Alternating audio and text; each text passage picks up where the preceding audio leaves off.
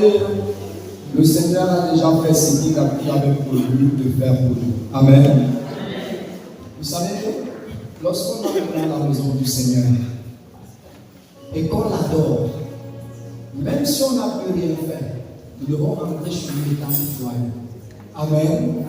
Parce que c'est dans l'adoration que tout se joue. Ce n'est pas dans la prière de délivrance, dans la prière de guérison, que la puissance de Dieu va te visiter. Mon frère, je te parle en connaissant de cause. Prends le temps pour entrer dans l'intimité, dans l'adoration.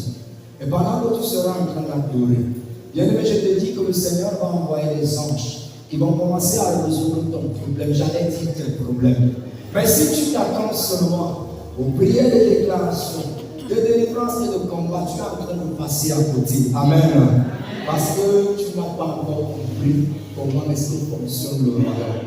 Lorsqu'on redonne la gloire à Dieu, bien aimé, comme maintenant, je suis déjà en train de sentir cette présence. Parce qu'en donnant la gloire, lorsque je suis monté ici, il n'y avait pas cette présence. Mais en lui donnant la gloire, la présence est descendue. Et bien aimé, lorsque la présence de Dieu descend, les choses deviennent faciles. Ce n'est pas moi qui vais vous convaincre, mais c'est lui qui va vous convaincre tout à l'heure. Car il est écrit que c'est le Seigneur, le Saint-Esprit, qui a la capacité de convaincre les âmes. Quel que soit ce que je vais dire ici, je n'ai pas la capacité de te convaincre, de te convaincre, mon frère, ma soeur, de laisser la vie que tu menais pour venir à Jésus. Quel que soit le mot discours, quelle que soit la dimension de la prédication que je fais, ou bien de l'enseignement, je n'ai pas cette force spirituelle. La personne qui peut venir te rejoindre maintenant et te convaincre s'appelle le Saint-Esprit. Et je voudrais que tu lui donnes des acclamations. Parce que la personne du Saint-Esprit, reçoit le Saint-Esprit et commence à visiter.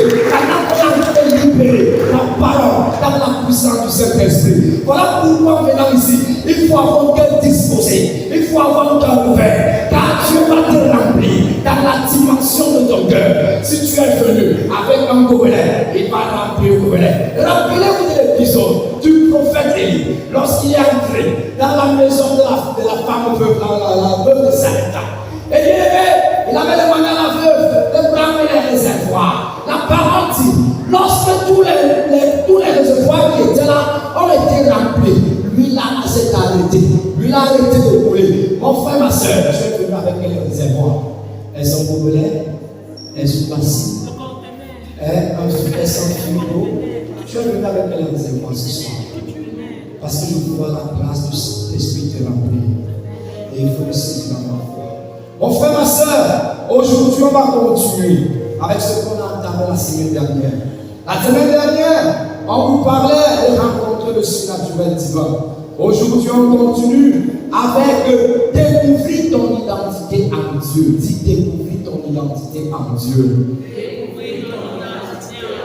Bien aimé, la semaine dernière, je vous ai dit que pour rencontrer le surnaturel divin, il faut comprendre le langage du surnaturel. Il faut être sur son lieu de localisation surnaturelle. Quand tu rencontres le surnaturel, ce que tu dois savoir, c'est qu'il va te révéler ton identité. On ne peut pas rencontrer le surnaturel divin. On ne peut pas rencontrer Jésus-Christ de Nazareth sans qu'il ne te révèle qui tu es, sans qu'il ne te révèle ton identité. Si tu rencontres Jésus et qu'il ne te révèle pas ton identité, ça veut dire que tu ne l'as pas encore rencontré. Mon frère, ma soeur, Socrate nous disait quelque chose. Homme, connais-toi. Je sais que tout le monde ici est bachelier. Mais tu ne veux pas que ça ne soit pas d'âge. Tout le monde ici est bachelier. Le bac du ciel est très puissant, ça ne passe le bac de la terre. Homme, connais-toi. Et tu connaîtras l'univers et les dieux. Bien aimé, on ne peut pas chercher à connaître qui est Jésus si on ne cherche pas à se connaître. Amen. Je vais te parler de l'identité en Dieu. Découvrir ton identité en Dieu. Mais j'entends un baptisé me poser la question. Frère Marois, pourquoi tu nous parles de l'identité en Dieu puisque nous partageons la même identité? Bien que ce que je vais te parler ce soir, ce n'est pas l'identité générique dont nous partageons en tant que baptisé, mais c'est l'identité spécifique. Car de par notre baptême, nous avons été tous, nous sommes devenus des enfants de Dieu par filiation divine grâce à la personne du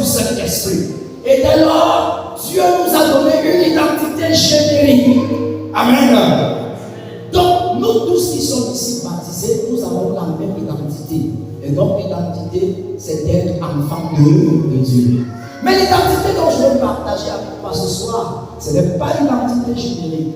Je veux partager avec toi l'identité spécifique, dit spécifique. Quand tu rencontres le surnaturel, le Saint-Esprit te donne de te connaître et te révèle ta destinée. En réalité, la connaissance que le Saint-Esprit t'apporte sur toi, c'est la connaissance de ton identité propre. On va essayer de comprendre ce que je dis. Ce n'est pas la connaissance de l'identité générale. Amen. Si tu ne connais pas ton identité, tu ne pourras jamais découvrir ta destinée. Il y a une corrélation entre destinée et identité. Entre identité et destinée. Celui qui ne connaît pas son identité ne peut pas connaître sa destinée. Vous savez bien aimé, la destinée ou le destin, c'est le chemin. Et je vais revenir plus haut. Car lorsqu'on parle de destinée, destin, c'est le chemin que nous empruntons. Mais l'identité va nous renvoyer sur la vision. Et bien la vision nous amène quelque part. La vision nous amène dans la destination. Lorsqu'on a une vision, on poursuit une destination.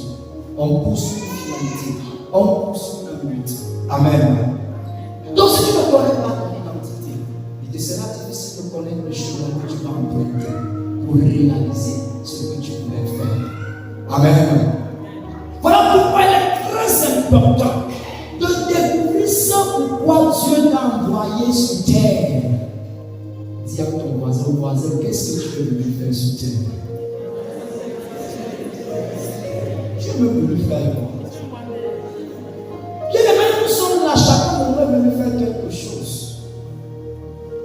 Dieu t'a envoyé sur cette terre avec une raison précise.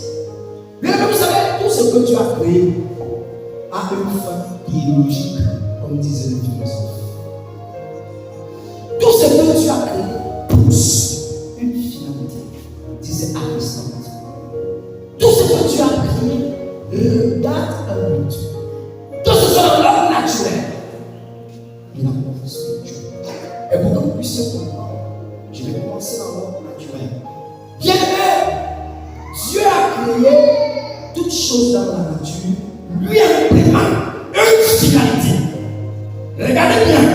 Regardez, qu'est-ce qu'il y a dehors là? Comment on appelle ce qui fait dehors? Le soleil. Vous allez voir bien aimé, le soleil a un but. Et le but du soleil, c'est de nous apporter la lumière. Dieu n'a pas créé le soleil en vain. Le soleil est fait pour nous produire la lumière. Le soleil est fait pour nous apporter la chaleur et l'énergie essentielle à la vie sur la terre. S'il n'y a pas le soleil, nous n'aurons pas de lumière. Vous allez laver vos vêtements, ça ne va jamais sécher. Amen. Est-ce que quelqu'un comprend ce que je suis en train de dire? Dis à ton frère, tu as besoin du soleil naturel. Et ce soleil naturel poursuit une finalité. Regardez ce que fait la pluie. En septembre, nous sommes dans la petite saison, nous on peut le dire ainsi. La pluie a pour but de maintenir le cycle de l'eau en ramenant de l'atmosphère, en ramenant l'eau de l'atmosphère vers la terre pour nourrir la vie des plantes.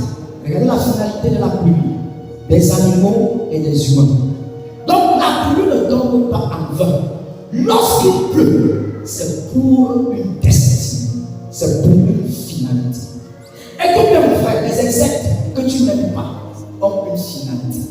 La finalité des insectes, c'est d'assurer la pollinisation des plantes et de nos cultures. On aime souvent dire, ces fleurs sont jolies, mais est-ce que tu connais qui fait ce travail? Quand tu vas n'est-ce pas te référer aux scientifiques, quand tu vas te référer aux scientifiques, ils vont te faire comprendre que la fleur n'est pas jolie pour rien. La fleur jolie, toi tu viens de te placer devant une grosse, elle est jolie, hein? Je peux me faire comment? Oh, la petite fille là, je vais lui offrir ça. Amen. Et vous savez, nous les noirs, on ne connaît pas ça. Si un gars vient offrir une fleur à sa fiancée, à son épouse, ou bien à son ami, un mari, c'est ça qu'il mange. C'est ça qu'il mange. C'est ça qu'il mange. Mais l'autre, l'occidental là, oh bébé, merci. Vraiment, tu es romantique. Vous voyez? Donc, chacun a une façon de concevoir les choses. Bien aimé, est-ce que ce que je dis est faux? Pendant la Saint-Valentin, si on vous offre les fleurs, vous allez dire qu'on dit à ces gars, faux. Vous voulez les deux? Vous allez dire qu'on dit à. Parce que peut-être on ne connaît pas l'utilité de la fleur. Bien aimé, la fleur n'est pas jolie pour rien. La fleur jolie, la belle fleur, ou une jolie fleur joue un équilibre dans l'écosystème. Amen. Donc ça poursuit une finalité. Ce que Dieu crée poursuit une finalité. Et la finalité des insectes, comme je le disais tantôt, les insectes servent de nourriture à de nombreux animaux, c'est-à-dire poissons que nous mangeons, les reptiles, les mammifères, les oiseaux, les insectes qu'on n'aime pas. Où est-ce que font les insectes? Ça sert de nourriture.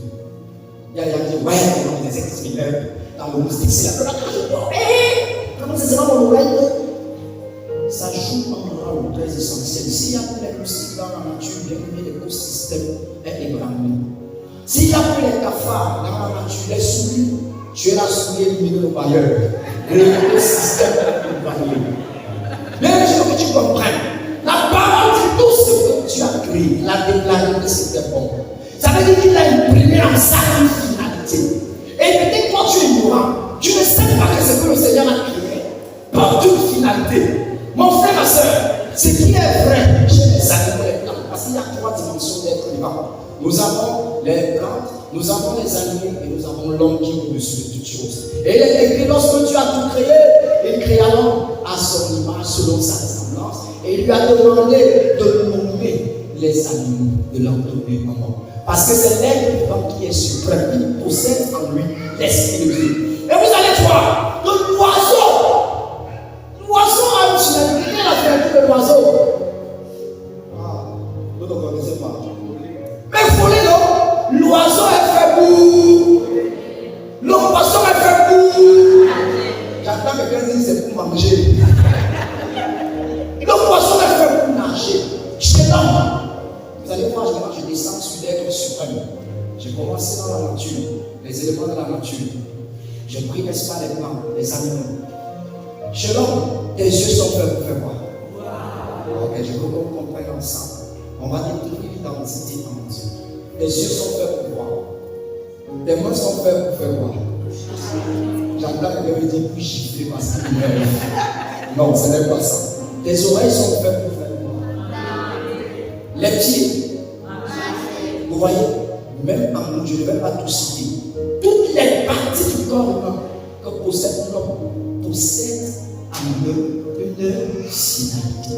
Poursuivre une finalité. Bien aimé, il y a un parallélisme entre l'ordre naturel et spirituel. Ce qui est vrai dans l'ordre naturel reste plus vrai, autant plus vrai dans l'ordre spirituel. Si ton corps, les parties de ton corps sont faites pour poursuivre une finalité, ça veut dire ton esprit, ton âme ont une finalité. Mais c'est que tu ne connais pas la finalité de ton âme. Tu n'es pas venu sur terre pour rien. Dis, pensez, je ne suis pas venu sur terre pour rien. Dans Isaïe 43, verset 4, la parole dit, tu as du prix à mes yeux. Tu es précieux. Tu vaux de l'or. Et je t'aime. C'est parce que tu as une valeur. Aux yeux de Dieu, de Colossiens 2, 14 dit, il a effacé le pied de la tête qui pesait sur toi. Il a mis l'or à toi. C'est parce que tu as une valeur que Jésus-Christ est venu et t'a libéré de l'esclavage du péché de Satan. Et il a versé son sang. Parce que tu as une valeur. Dis à ton frère, j'ai une valeur. Je suis une valeur. Tu n'es pas n'importe qui. Et comme tu as une valeur et tu as une valeur, le Seigneur a imprimé en toi une finalité sur cette terre. Est-ce que je parle à baptiser ce matin? Vous sortez d'ici, les choses doivent changer. ton savoir. Tu as besoin de savoir.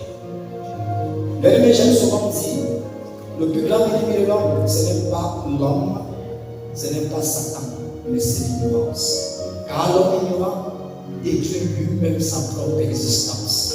Parfois, nous sommes dans des combats spirituels. Nous luttons avec le démon. Il se moque de nous parce qu'il sait que ceux-ci ne se connaissent même pas eux-mêmes. Et c'est ce qui s'est passé avec les fils de Séba. Ils partent vers le démon. Le démon lui dit, je connais Paul, je connais Jésus. Écoutez bien le verbe qu'il va utiliser. Toi, qui es-tu? Vous pouvez comprendre? Il dit, je connais leur identité. Toi, quelle est ton identité? Il ne connaissait pas leur identité. Et Satan a compris que ceci, il vient faire ces choses sans comprendre. La bastonnade publique a commencé. Bien-aimé, parfois Satan nous sait, où nous sommes là, nous prions, nous ne connaissons pas notre identité, nous ne savons pas ce que nous sommes venus faire. Et parfois, quand nous voit faire certaines choses, il rit. Tes pieds sont faits pour marcher, ta bouche est faite pour parler, manger. Voilà la finalité que Dieu a donnée à ta bouche, à tes yeux, à tes oreilles. Mais pourquoi tu ne connais pas la finalité de ton âme? Tu n'es pas venu sur terre te balader. Non, dis cela. Tu as une finalité que tu dois être. Tu dois l'atteindre. Dis, je dois l'atteindre. Je dois la découvrir. C'est pour ça qu'il est important que chacun d'entre nous se pose ces 5 questions fondamentales. Je veux que tu les notes. Ces questions fondamentales. Bien que tu dois te les poser. Les questions fondamentales dont je m'en vais te donner. La première question, c'est qui suis-je? Qui suis-je en réalité? Je viens ici à me lâcher après dimanche. Je viens me prier, je viens louer. Mais je suis en réalité qui même? Qui suis-je? D'où viens-je? Je viens où? D'où viens-je? Deuxième question. Je suis qui? Je viens d'où? Pourquoi suis-je ici et pas ailleurs maintenant au Cameroun? Pourquoi? Je peux être maintenant aux États-Unis, être au village, être peut-être en train de faire. Pourquoi je suis maintenant à Dubaï, en train d'adorer et de suivre cet enseignement? Pensez-tu que c'est le fruit du hasard? Dieu ne fonctionne pas dans le hasard. Les philosophes ont dit que le monde fonctionne avec la contingence. Mais moi, chrétien, je ne crois pas en contingence, je crois en providence. Amen. Et je sais que la providence ne fonctionne pas au hasard. Le soleil ne brille pas pour rien. Si le soleil brille, c'est pour quelque chose. Il ne pleut pas pour rien. S'il pleut, c'est pour quelque chose. Je ne mange pas pour rien. Si je mange, c'est pour quelque chose. Je ne dors pas pour rien. Si je dors, c'est pour quelque chose. Chacun peut ajouter. Tu ne travailles pas peut-être pour rien. Si tu travailles, c'est pour quelque chose. Pourquoi suis-je ici au Cameroun et maintenant? Pas ailleurs. Troisième question. Quatrième question. Que dois-je faire? Que dois-je faire?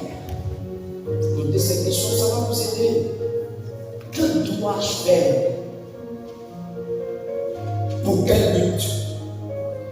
Que dois-je faire? Dernière question. Pour quel but? Et vous allez voir, en prenant la première question et la dernière question, vous allez vous rendre compte que la question de qui suis-je renvoie à quoi? À l'identité de l'homme.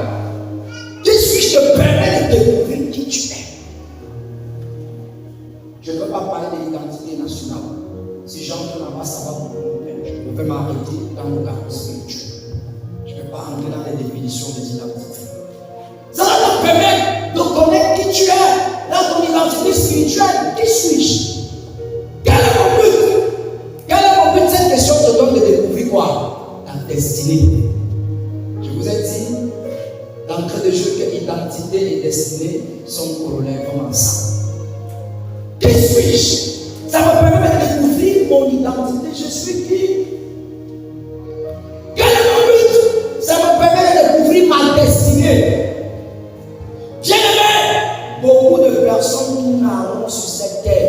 sentinelles fait comme des mauvais esprits parce qu'elles ne connaissent pas leur identité. Ce que je vous dis, beaucoup de personnes viennent à l'église prier, insultent Dieu. Dieu ne connaît rien parce que tu ne connais pas ton identité. Et quand tu ne connais pas ton identité, tu ne peux pas découvrir ta destinée. Beaucoup de personnes se trouvent dans des endroits où elles ne devaient pas être. Voilà pourquoi elles n'accomplissent pas leur destinée. Imaginez-vous le poisson qui veut voler. Il va faire quoi? Il va se détruire. Imaginez-vous le poisson qui veut nager. Vous voyez les gens qui se trouvent où il ne veut pas être. Il ne va pas accomplir sa destinée. Si le poisson veut voler, sa destinée c'est quoi? C'est de nager. Il ne pourra plus nager. Si l'oiseau prend la place du poisson, il pourra pas voler. Imaginez-vous les pieds qui veulent parler. Donc les mecs peuvent parler aux pieds. Quelqu'un peut essayer. Si tu le fais, moi-même je comprends que c'est le démon qui a en toi. Et maintenant, il te met que les Satan sortissent. Imaginez-vous les oreilles qui veulent manger. Certaines personnes n'accomplissent pas leur destinée parce qu'elles ne sont pas à l'endroit où tu as prévu pour accomplir ce pourquoi Dieu l'a envoyé sur terre. Si la bouche peut désormais entendre, la bouche ne va plus accomplir sa destinée. Si l'oreille veut manger, l'oreille ne va plus jamais écouter. Et ça arrive à plusieurs personnes dans le monde. Ça arrive à plusieurs chrétiens à l'église. Et nous sommes perdus. Et nous sommes égarés. Et parfois nous avons l'impression que la vie pèse sur nous. Alors vous savez, quand tu n'es pas où tu dois être, si les dames se recouvrent maintenant pour les orteils, les dames seront égarées. Amen. Bien-aimé, il y a certaines personnes que tu as envoyées sur terre pour être enseignant. Ils se sont retrouvés mécaniciens. Dans ton identité, le Seigneur t'a envoyé pour être un enseignant sur terre. Mais présentement, tu es en train de réparer les véhicules. Regarde-moi, Dieu, mais Seigneur, vraiment la pièce là, le Seigneur te regarde. Ouais, Dieu respecte ta liberté. Tu vas faire ce que tu es en train de faire, mais tu ne vas jamais accomplir ta destinée. Tu vas tourner en rond et tu vas la faire la vie pèse sur toi. Quelqu'un qui ne trouve pas son candidat a l'impression qu'il porte la vie sur son dos. Il y a un poids. Je vais laisser ça pour Satan. Parce qu'on aime tellement accuser Satan. Je ne veux pas parler de Satan ici. C'est un problème de connaissance. Bien, imaginez-vous que tu es en bas sur terre, tu veux descendre. Tu te retrouves à la menuiserie. Tu fais quoi? Tu fais quoi avec le bois? Tu es là, tu chaque jour. Mon frère, je vais te fabriquer le meuble. Tu veux quoi? Le salon. Tu vas me donner 100 000. Tu n'es pas là où tu devrais être. Imaginez-vous quelqu'un que tu as envoyé sur terre, l'agriculteur, parce que tu as prévu que c'est dans l'agriculture qu'il sera milliardaire. Il se retrouve à la police. Mon frère, présentement ta carte d'identité nationale. Vous voyez, peut-être qu'on peut comprendre que c'est la conjoncture sociale ou la contingence de la vie qui nous pousse parfois à nous retrouver où on n'a pas prévu d'être. Faux. À cause peut-être de la vie qui est difficile. Vous allez voir, certaines personnes sont en train de se retrouver dans certains endroits. Elles me essaient, comme je suis là, ça pèse sur moi. Ce n'est pas ton identité. Tu n'as pas rien fait pour nager, mais tu te retrouves en train de nager. Mon frère, tu vas avoir tous les problèmes du monde. Tu vas avoir tous les problèmes du monde. Voilà pourquoi tu n'accomplis pas ta destinée. Voilà pourquoi tu n'accomplis pas ta destinée, parce que tu n'es pas où Dieu voulait que tu sois. Dieu a prévu que tu sois ici. Toi, peut-être à cause de la conjoncture sociale, la vie qui est devenue difficile, et les problèmes de la vie que nous connaissons, on ne va pas prêcher l'évangile. Augustin demande de vivre la tête au ciel, les pieds sous terre. Saint Augustin. On connaît les réalités de la vie, mais bien aimé, je veux aujourd'hui que tu te rends compte que le Saint-Esprit n'est plus que cette réalité. Amen. Donne des acclamations au Saint-Esprit.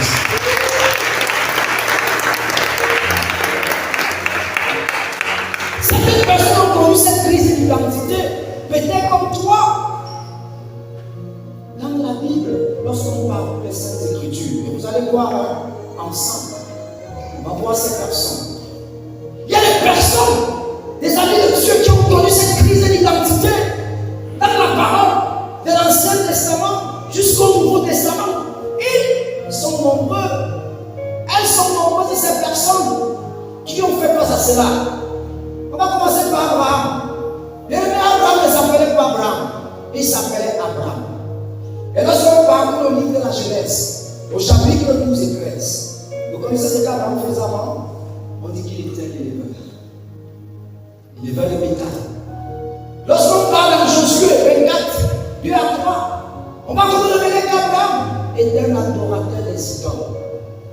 Son père Terah fabriquait les idoles et Abraham vendait ses idoles. Mais un matin, dis à ton frère matin, Dieu s'est présenté à lui. Et lui a dit Abraham, est-ce qu'il s'appelait pas Abraham? Abraham, je ne t'ai pas envoyé être éleveur. Aïe aïe aïe, que quelqu'un dise aïe aïe. Abraham, tu n'es pas venu faire cela. Tu n'es pas venu vendre les idoles de la maison de ton père. Tu es un adorateur des idoles. C'était des idoles. Abraham, tu es venu sur terre être le père de la multitude. Je t'appelle désormais Abraham. Dieu lui a révélé ce qu'il a fait sur terre. Et bien, le troisième mois, nous sommes de la postérité d'Abraham. Et nous bénéficions des bénédictions que Dieu a promises à Abraham en la personne de Jésus-Christ. Je pense que tu as le bénéfice. Regardez ce que Dieu va faire. Et lorsque Dieu a donné à Abraham, révélé sa véritable identité, Abraham prenait son chemin qu'on appelle des sons destinés. Et bien, regardez ce qu'il fera aussi pour son épouse Sarai. Je ne t'appellerai plus Sarai, mais Sarah, c'est-à-dire princesse de Dieu. Est-ce qu'il y a des princesses de Dieu ici? Il y a des princesses de Dieu ici? Oh, donnez les acclamations. Parce que pendant que je vivais cette parole, Dieu est en train de verser sa subie en adoré au nom de Jésus-Christ de Nazareth. Vous n'êtes pas le monde. Bien-aimé, Dieu l'a fait pour Abraham. On poursuit. Il y a notre frère, bien-aimé Jacob. Toujours dans le livre de la Genèse, vous pouvez lire Genèse 27. Jacob va lutter contre Dieu et ça sera ça son nom, Israël. C'est-à-dire Dieu lutte, Dieu combat. Mais avant, quelle était l'identité de Jacob? Jacob était un voleur. Vous connaissez la parole, non? Vous connaissez l'histoire de Jacob, non? Jacob n'a pas volé le droit de laisser son frère comme ses frères sinon. C'est même son frère lui-même par la choc, la nourriture, qui a vendu. Pourquoi il faut perdre le gourmand? Il a vendu ce que Dieu lui a donné. Mais qu'est-ce que Jacob a volé? Il a volé la bénédiction de son frère Isaac, qui était prévu pour Isaac. Et il a volé grâce à la complicité de sa mère Rebecca. Vous voyez l'identité de Jacob? Il était un voleur. Jacob était un supplanteur, un tricheur. Quand vous lisez l'histoire de Jacob, vous allez voir, il avait des choses. En fait, c'était ça. Mais en réalité, ce n'était pas ça son identité. Lorsque Dieu est venu à Jacob, il lui a dit, tu as été fait pour être le père des tribus d'Israël. Voilà pourquoi tu t'appelleras désormais Jacob. Tu as lutté contre Dieu et tu es sorti vainqueur. Et rappelez-vous de l'épisode lorsque Jacob lutte contre Dieu. À la fin, l'ange va faire quoi? Il va frapper l'ange de pied. Mais Jacob va dire, oh, je peux quand même baptiser l'église. Dieu ne me bénit pas. Quelqu'un dit, Seigneur, ce soir, tant que tu ne me bénis pas, tant que tu ne me bénis pas, je ne peux pas te lâcher. Et Dieu a dit, je t'appellerai désormais Israël. Mon frère, ma soeur, le Seigneur a aussi fait cela pour Moïse. Lorsqu'on lit le livre des autres, on se rend compte qu'après sa fuite en Égypte, après avoir assassiné un Égyptien, Moïse a pris fuite au désert. Et au désert, Moïse a devenu berger. Vous voyez maintenant l'identité de Moïse, il se retrouve berger. Mais maintenant, Dieu va le rencontrer et Dieu va lui dire, Moïse, rentre à l'Égypte. Va voir Pharaon et dire à Pharaon, ainsi par l'Éternel, libère de la servitude. Dieu va dire à Moïse, en réalité, ton identité, c'est d'être un libérateur. Tu es venu sur terre pour libérer les hommes. Et puis moi, Dieu va l'amener au mont Sinaï. Il va recevoir les lois. Et Dieu lui dira, ton identité, c'est d'être le législateur. Bien-aimé, Moïse est né pour être libérateur et législateur. Pourquoi est-ce que toi tu es né? Qu'est-ce que tu es venu faire sur terre? Mon frère, ma soeur, David, lorsqu'on lit en Samuel, on se rend compte que David était le berger du troupeau de son père Jessé. Mais en réalité, ce n'était pas l'identité de David. David n'est pas venu sur terre pour être berger. David est venu sur terre pour être un champion, un prophète, roi, prêtre. Et quand il s'est retrouvé dans cette dimension, regardez ce que David a accompli. Bien évidemment, lorsqu'on se retrouve où Dieu a prévu que nous devons être, mon frère, ma soeur, les choses vont aller vite pour toi. Mon frère, ma soeur, regardez bien aussi Joseph. Lorsqu'on lit, n'est-ce pas, l'histoire de Joseph, il a été vendu par ses frères qui a Potiphar comme un esclave. Et on lui a imprimé l'identité d'esclave. Mais en réalité, l'identité de Joseph n'était pas un esclave.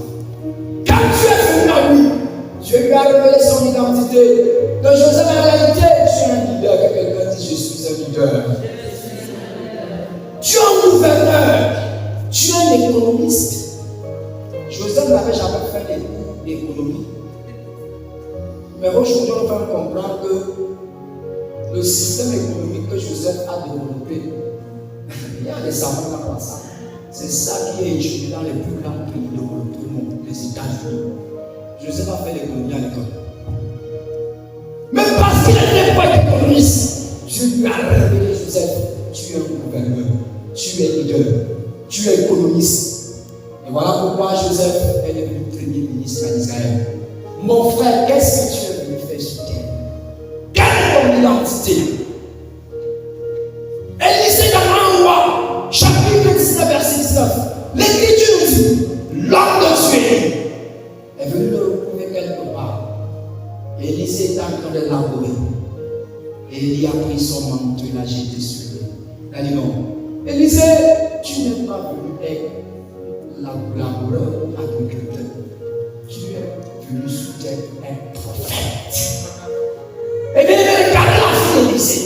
Regardez comment il est content tout ça. Ah, auparavant, Élisée est en train de labourer. Il labourait les champs, cultivait. Mon frère, ma soeur, il y avait un grand prophète qui se cachait en Élisée.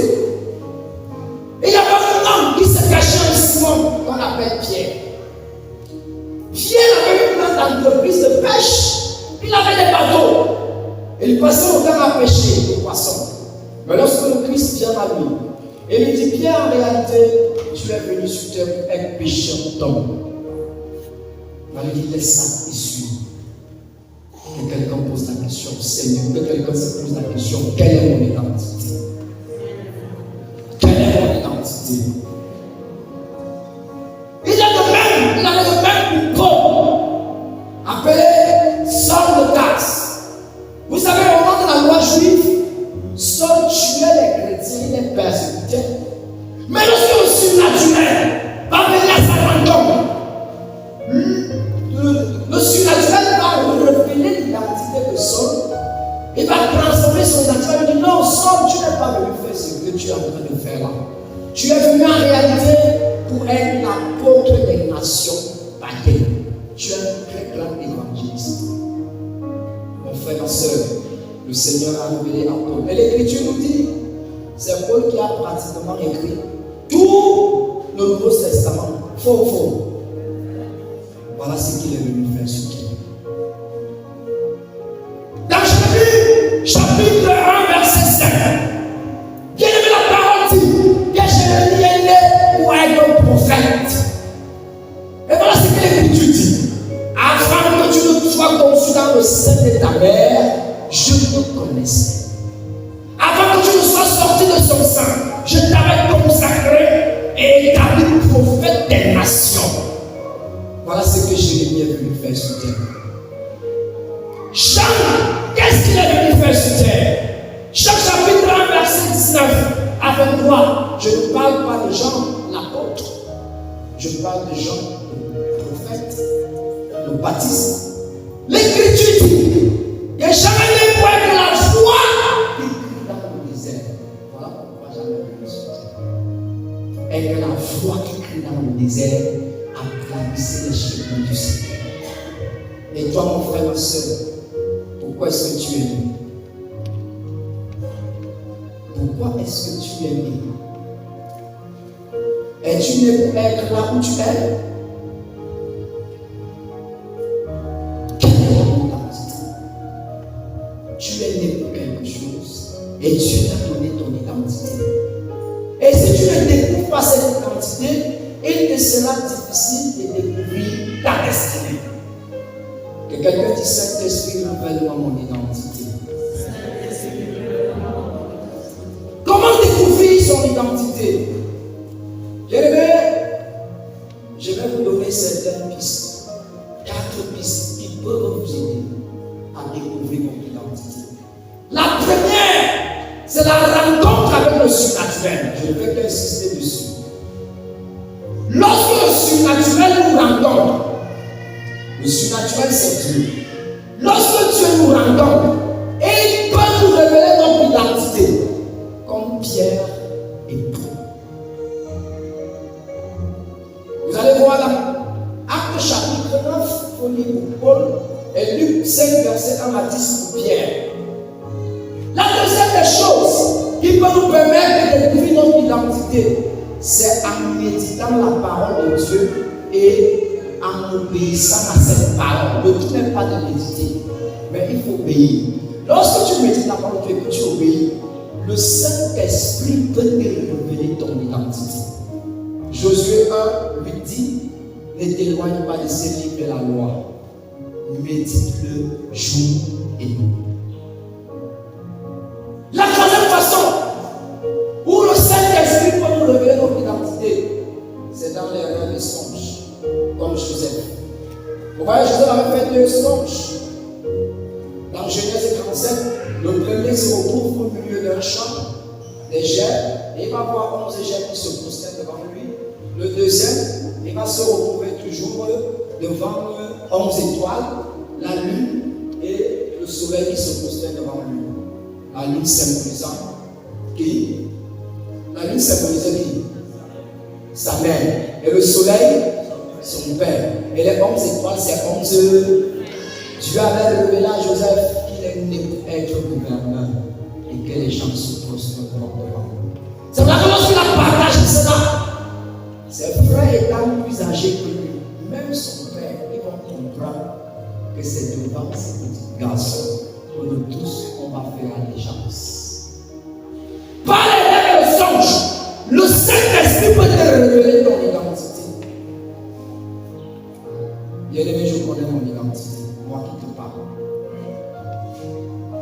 Demande au Saint-Esprit de vous révéler votre identité. Il doit te révéler ton identité. Et bien, il faut faire attention.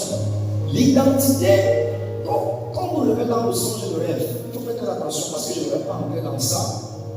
Je vais arrêter dans ce moment-là. Il ne faut pas entrer pour ne pas tellement tirer. Le démon est là. Vous devez faire attention.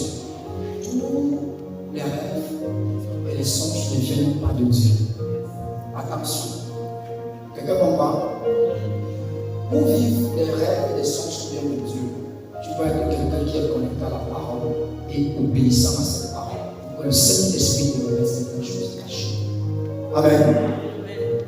Parce qu'il y a des gens qui vivent les rêves et les songes qui viennent de la part du démon. Et tu te lèves, tu commences à dire, oh, vraiment, le Saint-Esprit m'a parlé, il faut faire très attention. À ce niveau, il faut avoir un discernement. C'est là que les personnes qui vivent beaucoup, c'est même, on va les suivre. Parce qu'il y a beaucoup qui s'égarent à partir des rêves et des songes. Et je peux aussi vous inviter à ne pas profonder votre lever de foi sur les rêves et les songes. Arrêtez ça. Ça ne va pas vous aider. C'est un moyen que Dieu peut utiliser, mais ne passez pas le temps à attendre que les rêves et les songes. Parce que le malheur, en voyant ça s'appelle une porte ouverte. Il va maintenant désormais venir te révéler les choses quand tu dors. Et comme tu manques de discernement, tu vas dire c'est le Saint-Esprit, et pourtant ce n'est jamais l'Esprit de Dieu. Amen. Donc, troisième façon, où le Saint-Esprit va nous révéler notre identité, c'est pas les rêves et les songes. Ils sont discernés. Et là, quand tu te lèves, tu connais qui tu es.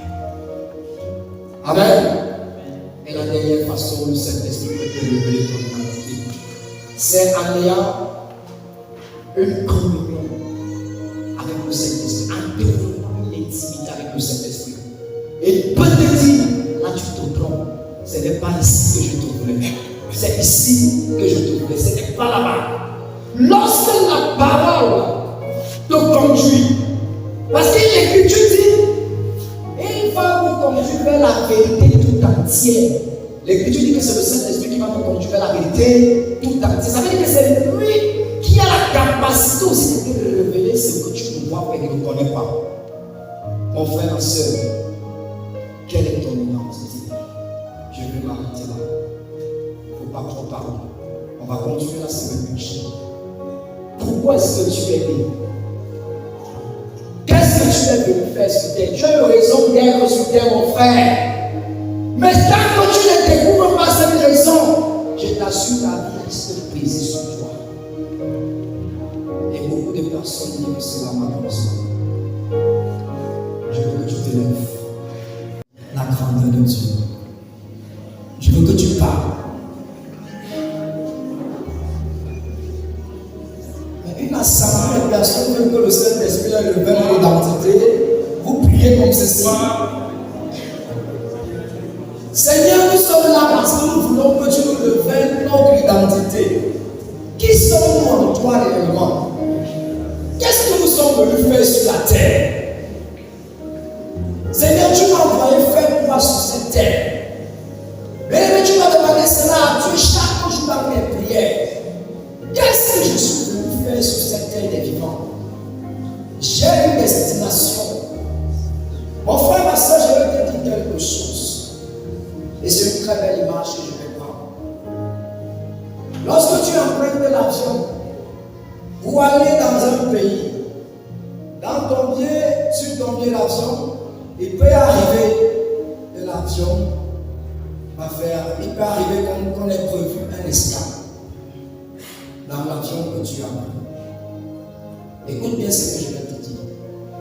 En quittant de chez toi, tu avais déjà une destination. Écoute bien. Tu savais que tu quittes Yaoundé pour le Gabon. Et que sur le billet, on devait faire escale en Djamena. Écoute bien. Mais quelque chose va peut-être arriver. Il faut être attentif. Une fois en Djamena, certaines personnes vont descendre. D'autres vont monter. Et c'est avec lesquels, c'est avec qui pour moi, tu as emprunté l'avion à Yaoundé pour aller au Gabon à Libreville. Ne vont pas toujours arriver avec toi à Djamena. En baptiste, ça peut moi, c'est ce que je veux dire. Mais certaines personnes qui n'étaient pas avec toi, Dieu va les adjoindre. Djamena, et c'est avec eux que tu vas accomplir ta destination. Alors, je ne sais pas ce que je vais je ne sais pas si le reste que tu as ouvert. Écoute bien ce que je te dis simplement.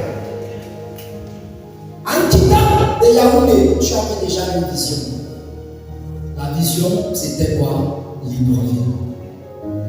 vision est égale à destination, finalité. Mais pour arriver à l'épreuve, tu empruntes un chemin.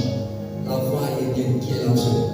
Et le chemin que tu as emprunté, c'est ta destinée.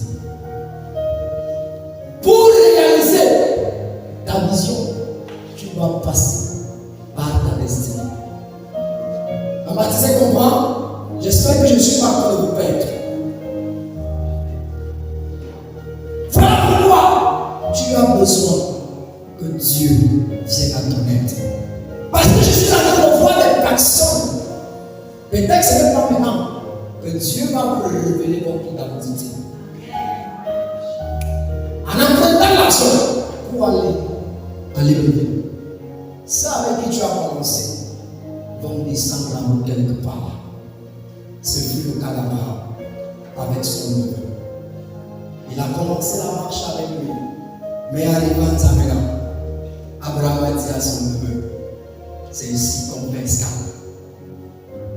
Et bien, vous allez vous entendre qu'à ce moment, Dieu a adjoint Abraham d'autres personnes. Et c'est avec ces personnes qu'il est arrivé à lui. Je suis en train de prier pour toi au nom de Jésus. Que les personnes que Dieu a disposées pour toi, qui viendront t'aider à réaliser ta vision, à atteindre ta destinée, que ces personnes viennent à ta destinée. Amen. Je pensais que tu as donné des informations.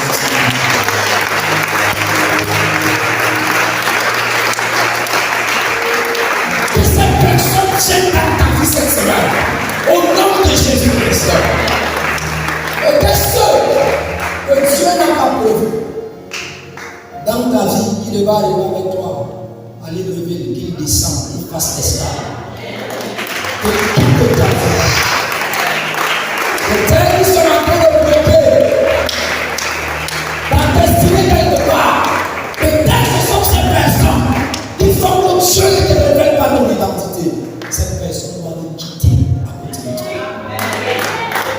Si elle ne dit pas, tu auras des problèmes. Pourquoi? Parce que lorsque l'avion fait escale, tant que les passagers qui ont été prévus monter dans l'avion ne montent pas, l'avion ne décolle pas.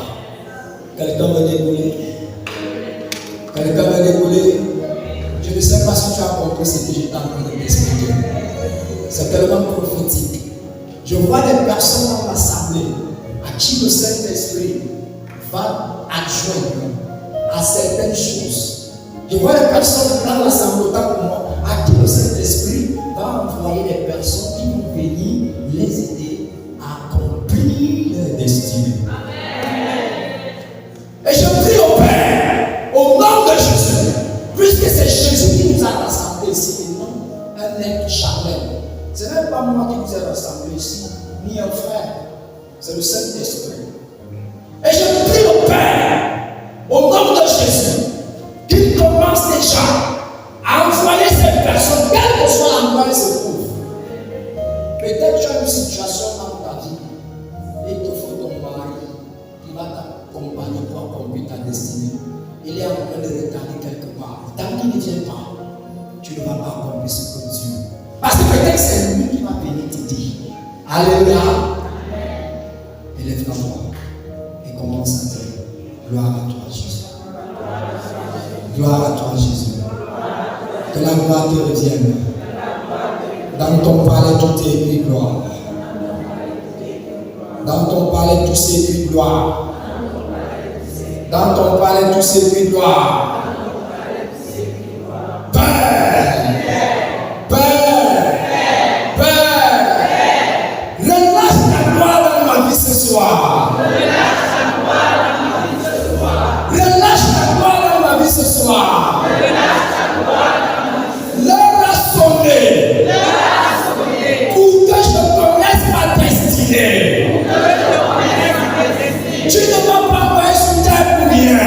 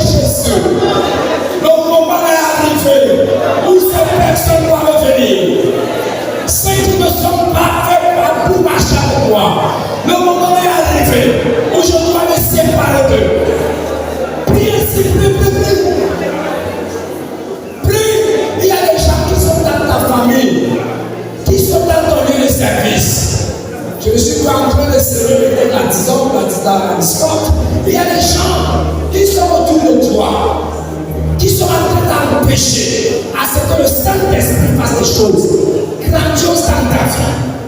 Leur raisonnement pour que ces personnes quittent. Dis cela à Dieu. Père, je vais me séparer d'eux. Si je ne les connais pas, révèle-les-moi. Si je ne les connais pas, révèle-les-moi. Car je vais découvrir mon identité. Et cette personne me dérange. Cette personne me persécute. Cette personne me met les bâtons sous les roues.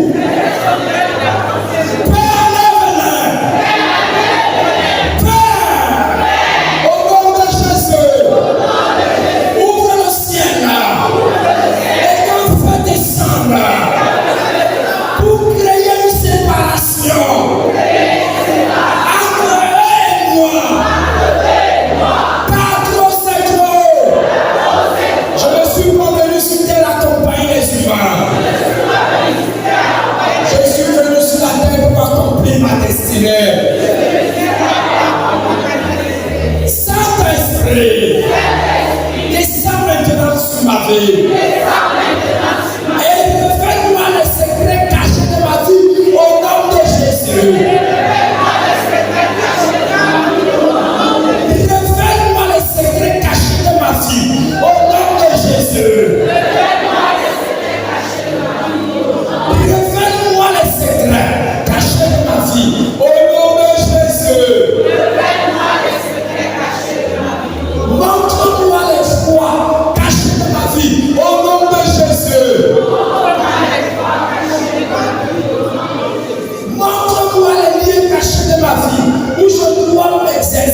Au nom de Jésus.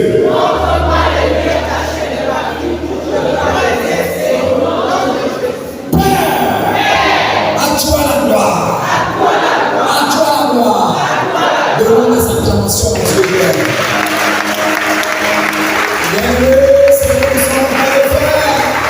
La grâce de Dieu. L'onction de Dieu sur ça. Donne des acclamations au Père. On continue à prier. Père, au nom de Jésus, si je me trouve dans un endroit où je dois accomplir ma destinée et qu'il y a des blocages à ce niveau, envoie le feu du ciel pour que ça brise ces blocages. Si tu as prévu pour moi cette année, réaliser des grandes choses, et qu'il y a des blocages à cet endroit. Oh Seigneur Jésus, aussi vrai que tu es Seigneur, la gloire de Dieu le Père. Aussi vrai que tu es Seigneur, la gloire de Dieu le Père. Lève-toi maintenant.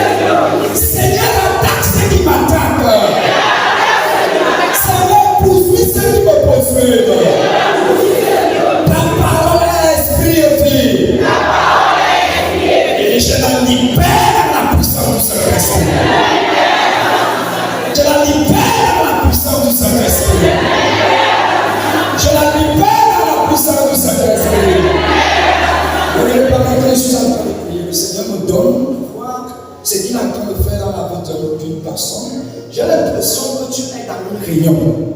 Et dans cette réunion, il y a un parler, je ne sais pas ce qui se passe. Il y a des gens qui sont en train de discuter sur une affaire. Et c'est comme si c'est tellement, c'est fort. C'est comme si on ne peut pas laisser quelque chose. Mais je vois la grâce de Dieu qui a été arraché ce qui t'appartient, ce qui te réserve pour te donner. Et la personne, bien aimé, ce n'est même pas une personne, c'est 10 personnes. C'est 10 personnes. Et ces personnes ont l'impression, dans leur vie, cette semaine, vous avez même vécu ça. Vous avez vécu ça régulièrement. Donc, on a vécu ça dans les songes. Donc, on a vécu ça dans le sommeil, sous forme de persécution. Où on vous persécute, on arrache quelque chose qui nous appartient. La puissance du Saint-Esprit arrache les vies dans l'humain. C'est là est votre partage au nom de Jésus. C'est là où vous restez maintenant au nom de Jésus. Oh, la façon de dire Amen me jette. Parce que le Saint-Esprit a apporté quelque chose pour toi. Oh, Seigneur, il y a une dame dans cette assemblée, j'ai l'impression que tu es en train de marcher avec quelqu'un. Et je vois, tu es une femme et tu as des amis. Ce sont des amis, je te vois, tu es en train de marcher avec tes amis. Et quelque part, je te vois t'arrêter. Ces amis ne sont pas des bons amis parce que plus devant, ces personnes sont en train de comploter contre toi. Et pour que tu puisses te reconnaître, tous tes amis, personne parmi tes amis là ne travaille. Mais toi, tu travailles, identifie-les. Le Seigneur te dit, c'est pas toi-même. Comme ce sont les filles, c'est pas toi-même. C'est pas toi de ces amis. Car elles vont t'apporter le malheur. Elles vont t'apporter le malheur. Je bénis le Seigneur parce qu'il y a 4 personnes dans l'assemblée. Vous avez déposé vos passeports quelque part, je ne sais pas. Et d'autres sont en train de faire une procédure. Je ne sais pas quelle procédure vous êtes en train de faire. Le Seigneur vous dit, ne vous inquiétez pas. Car je suis en train d'ouvrir les voies pour vous. J'ouvre les voies pour vous. J'ouvre les voies pour vous. Ne vous inquiétez pas. Il y a une personne actuellement. C'est comme si ton frère est couché à l'hôpital et il est sous perfusion. La grâce de Dieu est en train de le localiser. Et à cet instant, la puissance du Saint-Esprit le visite. Et lorsqu'il va se lever à l'hôpital, il viendra chez toi. Il va te demander de l'aider dans le chemin de la foi. Ne refuse pas. Lorsqu'il va te le dire, pense à la parole qui est en train d'être libérée et il s'agit de lui. Car la faveur de Dieu est en train de le localiser. Et je suis en train de voir, par la puissance du Saint-Esprit, une personne qui est en train de rédiger une lettre. Je ne sais pas si c'est une lettre qu'on te donne de libérer de quelque chose, ou alors c'est une lettre qu'on te donne pour t'élever. Mais la parole qui montre à moi, c'est l'élévation. C'est l'élévation. C'est l'élévation. Oh, Saint-Esprit est là. Dieu est là. L'onction de Dieu est là. La puissance de Dieu est là. La grâce de Dieu est là. Je prie le Seigneur. Parce qu'il y a quelqu'un dans ta vie, on a dit que toi, tu ne vas pas faire des choses. Mais pour que tu puisses le reconnaître, parce que là maintenant je vais détailler, pour que tu puisses le reconnaître, à chaque moment, il ne passe pas 2 mois sans que tu ne tombes malade. C'est comme un cycle que tu es en train de vivre. Parce qu'on a dit à chaque fois que tu vas pouvoir réaliser quelque chose dans ta vie, bien tu seras toujours malade et tu vas dépenser beaucoup d'argent. Mais cette disgrâce est en train de fondre au nom de Jésus. C'est en train de tomber au nom de Jésus. Oh, papa, il a acclamé Jésus de Dieu. Merci Seigneur de grâce. Je vois l'esprit de personne qui est en train de traverser comme un pirogue. J'allais dire c'est comme un ravin. C'est un ravin, on dirait que c'est un pont qui te permet de te retrouver de l'autre côté. Et bien, tu filmes beaucoup cela dans ton rêve. À chaque fois que tu traverses un pont, c'est comme si tu es en train de tomber. Le Seigneur te dit c'est fini. C'est fini. Tu ne vas plus jamais tomber. Car le moment va sonner où tu dois arriver de l'autre côté. Tu dois traverser. Arriver de l'autre côté. Oh, Père, manifeste ta grâce ce soir. Ce soir, c'est le soir de notre identité. Où nous devons atteindre notre destinée. Oh Seigneur, je te prie. Et nous allons prier ensemble. Toute personne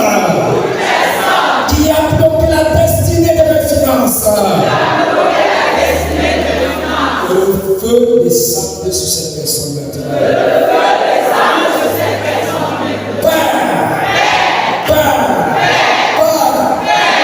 Comme le prophète Élie face au prophète de Baal. Envoie le feu maintenant pour consumer tout cela. Pour que je puisse réaliser mes espoirs. Pour que je puisse réaliser mes espoirs. Au nom de Jésus-Christ de Nazareth. Il y a deux personnes cette semaine. Soyez très attentifs. Cette semaine, vous allez rencontrer des personnes qui vont venir dans vos vies. Eh bien, la grâce de Dieu est déjà en train de les faire venir vers vous. Et c'est que ces personnes, venez témoigner, parce que Dieu n'est pas menteur. C'est que ces personnes vont faire pour vous. Vous-même, vous allez voir avec vos yeux. Parce que le Saint-Esprit est déjà en train de les dépêcher. Vous voyez, on a prié la puissance de Dieu à l'œuvre. On a prié pour demander au Seigneur de libérer. Et le ciel est en train de libérer. Et vous allez les rencontrer. Il y a un blocus, il y a un blocage. Ce blocage est tombé au nom de Jésus. Ce blocage est tombé au nom de Jésus. Ce blocage est tombé au nom de Jésus. Et donc les acclamations à Jésus. Merci Seigneur Jésus. Tu es le Saint-Esprit. Tu es le roi des rois. Tu es le sauveur des sauveurs. Tu es le Seigneur des seigneurs. Continue à acclamer. Continue à acclamer. Acclame sa sainteté. Acclame sa puissance. Acclame sa beauté. Il s'appelle Jésus. Il n'est pas de peur de lui. C'est Jésus le fort. Le Seigneur est comme là. Notre Seigneur sur cette terre. Remplis son esprit. Et on parle au Père de son nom. Il réagit puissamment. Et il nous visite. Et dans la région de la parole, je veux la main de Dieu. Qui a le esprit. Dans le cœur de 4 personnes assignées. C'est comme les lunes qui sont en train de sortir. Mon frère et soeur, tu dois venir. Tu dois venir. Et pendant que tu seras en train de venir, je ne sais pas où ça va commencer. C'est ta libération. C'est ta libération. C'est ta libération. Dans son palais, tout ce qui doit. Dans son palais, tout ce qui doit. Dans son palais, tout ce qui doit.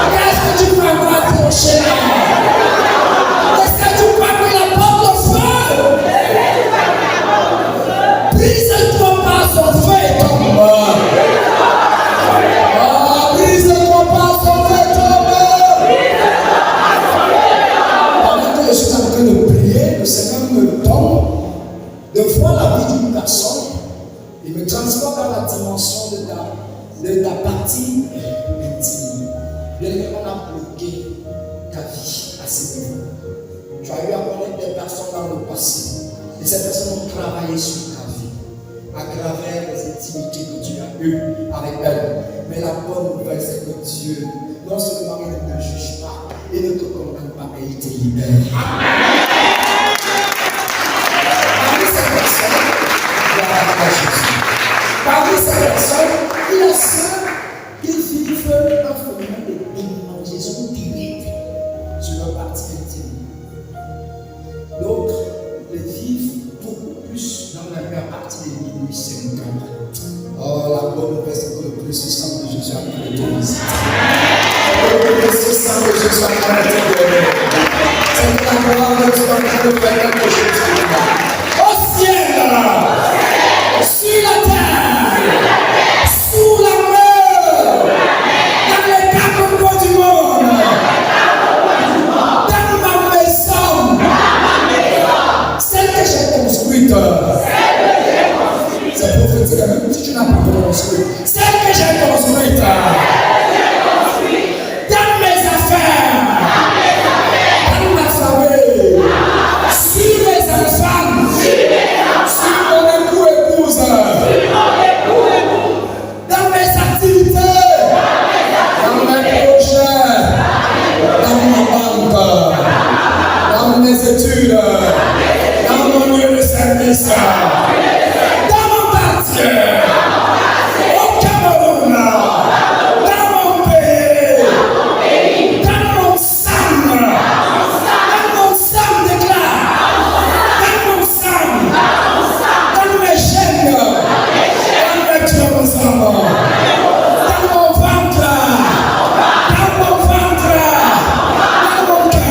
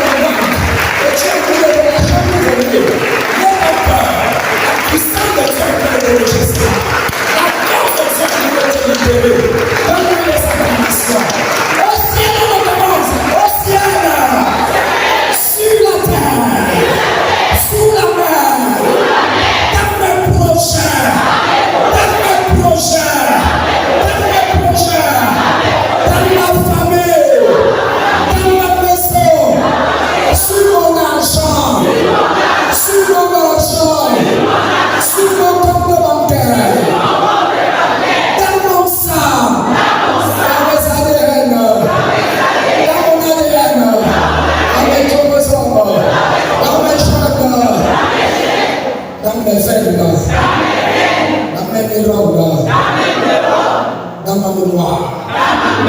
Sur mon dos. Dans mes bras. Sur mes pieds. Dans mes projets que je réalise en cette année. Dans mes projets que je réalise en cette année. Dans mes projets que je réalise en cette année. Celui qui a la dernière parole. Ça parle Jésus. Ça parle Jésus.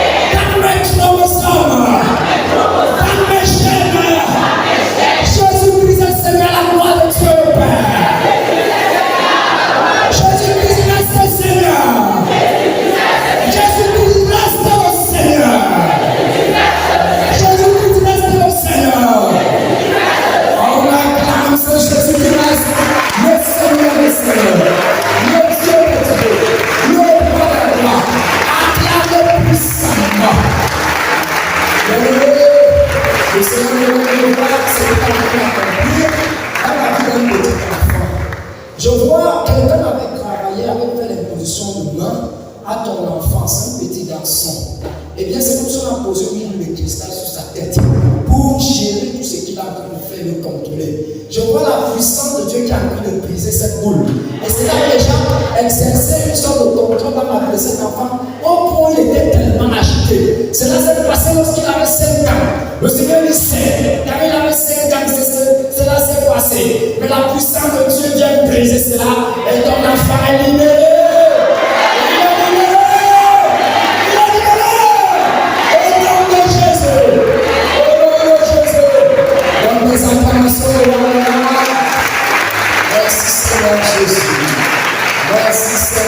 Jésus.